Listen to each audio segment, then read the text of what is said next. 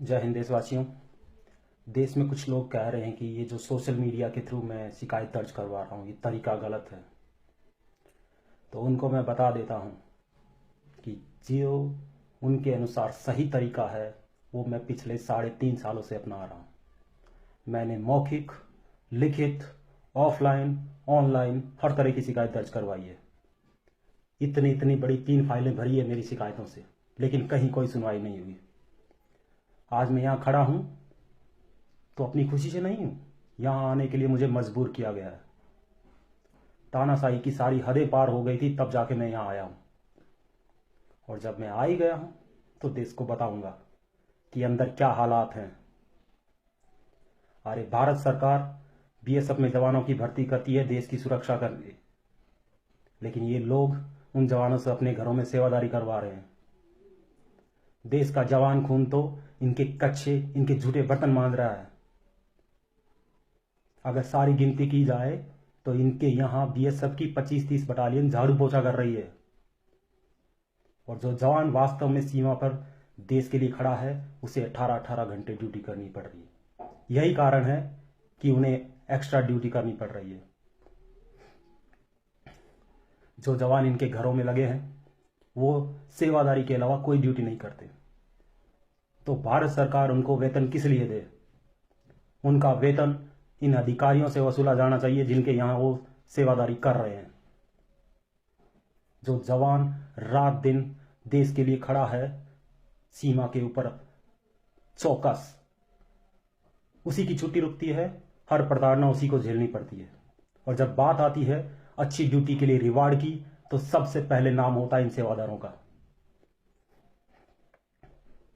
अरे जवान भी तो आखिरकार एक इंसान ही है, मशीन तो है नहीं वो। आप उनसे 18-18 घंटे ड्यूटी करवाते हो।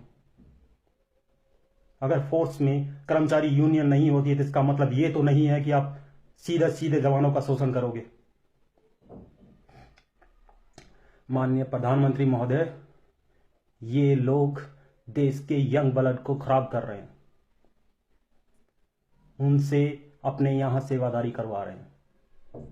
ये लोग खुलेआम देश की सुरक्षा से खिलवाड़ कर रहे हैं। मैंने सोशल मीडिया पे जितनी शिकायत दर्ज करवाई है हर एक का सबूत दिया है और इसका भी दे रहा हूं।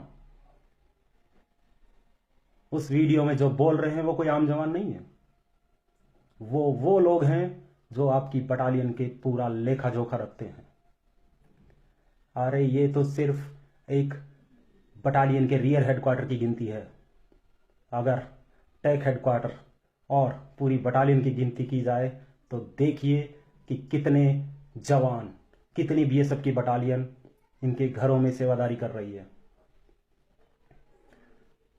सिर्फ रियर हेडक्वार्टर जहां एक ऑफिसर है और 1-2 ऑफिसर्स की फैमिलीज रहती हैं, उनके लिए इतने सेवादार हैं। अगर रियर और टेक हेडक्वार्टर को मिला लिया जाए तो सिर्फ एक कमांडेंट के पास 5 से 6 सेवादार हैं। तो सोचिए उससे ऊपर के रैंक के ऑफिसर्स के पास कितने सेवादार होंगे। अरे वो तो सब छोड़िए, सीओ के पर्सनल कुत्ते के लिए भी यहां सेवादार हैं। दिखा रहा हूं वीडियो, सुन लेना। अरे भ्रष्टाचार का अंदाजा तो इसी बात से लग जाता है कि उस बटालियन में ऑडिट पार्ट की खातिरदारी के लिए इन्होंने 2 लाख रुपए खर्च कर दिए।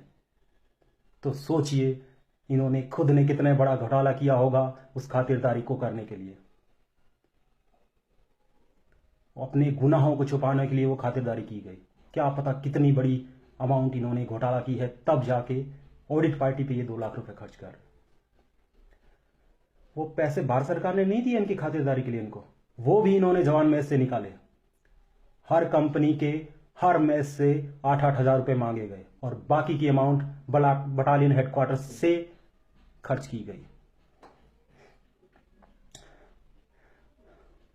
उस वीडियो में सुन लेना, मैं बता रहा हूं एक अमाउंट कितना खर्चा आ जाएगा, लेकिन उनकी खातिरदारी के लिए जिसे लगाया गया है वो कह रहे हैं कि नहीं ज्यादा आएगा। अच्छे से सुन लेना। अरे आए दिन देश के जवान आत्महत्या कर रहे हैं तो कुछ तो कारण होगा उसके पीछे, वरना जिस गोली पे दुश्मन का नाम लिखा होना चाहिए उससे वो अपने आप को मार रहा है। कहते हैं ना कि जो आत्महत्या करता है वो कमजोर होता है। नहीं है आपके देश का जवान कमजोर, वो मजबूर है। ये लोग मजबूर करते हैं उसे आत्महत्या के लिए। और वो जवान ये सोचता है कि कल किसी झूठे